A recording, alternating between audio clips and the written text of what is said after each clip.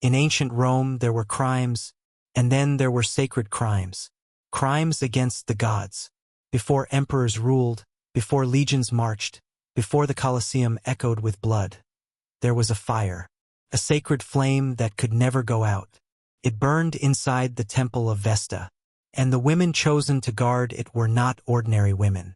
They were the Vestal Virgins, sworn to 30 years of purity, silence, obedience, and divine service. Their oath was not just to Rome, but to the gods themselves. If they failed, Rome believed the gods would abandon the empire. And when Rome feared the gods had turned away, someone had to pay.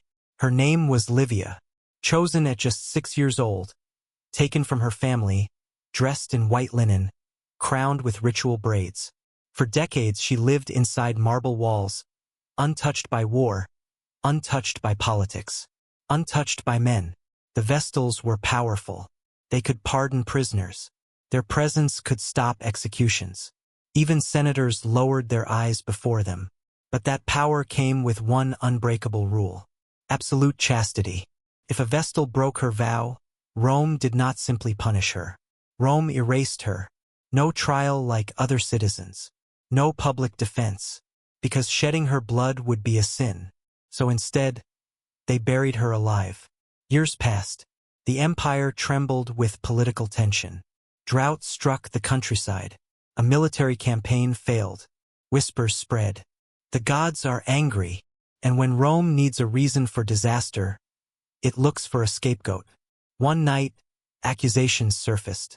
A secret meeting, a forbidden glance, a rumor carried through corridors of marble and oil lamps. Livia denied it, but denial meant nothing. The Pontifex Maximus declared her guilty, not because proof was clear, but because Rome needed a sacrifice. The sacred flame flickered in the temple that night, and the city decided who would be extinguished. As dawn rose over Rome, Livia was stripped of her ceremonial ribbons, not as a criminal, but as a curse. And the worst part? She would not be executed. She would be entombed, alive. The streets of Rome were silent. No cheating, no protests, only fear. Livia walked between priests, her white robes replaced with simple garments, her face pale but calm. She was not bound. She did not resist, because resistance meant admitting guilt. And in Rome, guilt had already been decided.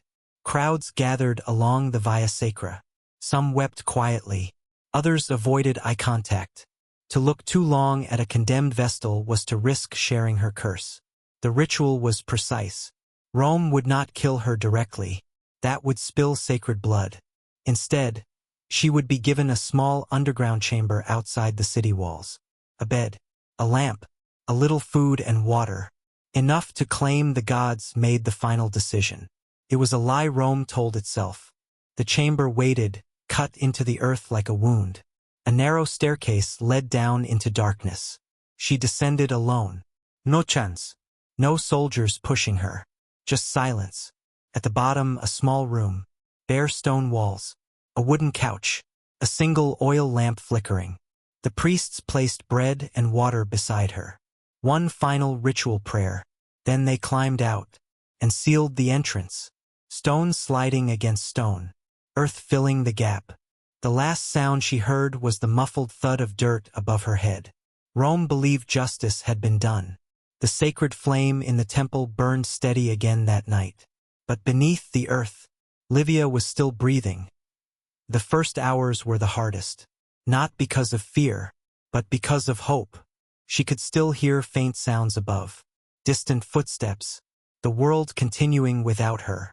The lamp cast weak light against stone. The air was thin but breathable. Rome told itself she would simply fade. But buried alive is not fading. It is waiting. She rationed the bread, sipped water carefully, counted her breaths. Time dissolved in darkness. Did she break her oath? Or did Rome need her guilt more than truth? As oxygen thinned and the lamp flickered lower, her thoughts turned to betrayal. A senator she had once rejected. Political rivalry. Or perhaps nothing at all. In Rome, truth was less important than stability. And she had become instability. Days passed, or maybe hours. Darkness swallowed everything. The lamp finally died. And for the first time in her life, Rome was not watching. Above ground, life continued. The temple fire burned brighter than ever. The drought ended. A military victory followed months later. And the people whispered, "The gods are satisfied." Rome never reopened her case, never questioned the accusation, never carved her name in stone, because Rome did not just punish traitors. It erased them. Records were altered. Statues removed. Her existence reduced to a warning. Future Vestals were told her story, but never her name. She became a lesson, a shadow. But silence does not erase memory. And somewhere in the archives of Rome, the truth remained buried with her. Centuries passed. Empires fell. The sacred fire died. The temple of Vesta crumbled into ruins. And yet, archaeologists would later uncover burial chambers near ancient Rome. Small underground rooms carved with ritual precision. A chilling reminder of how Rome dealt with inconvenient women. History remembers emperors, generals, conquerors, but beneath the glory lies a darker truth. Rome feared women who held power without men. The Vestal Virgins were untouchable until politics required otherwise. Livia's name may not survive in records, but her story does. A woman buried alive not necessarily for breaking an oath, but for being expendable, for being useful to blame, for being easy to silence. And that may be the most terrifying part of all. Because when a civilization claims it acts for the gods, who questions the gods? And how many others were buried beneath the weight of sacred justice? If this story shocked you, subscribe to Whispers from the Past, where history's darkest secrets still breathe beneath the surface. Because sometimes, the dead were never meant to be forgotten.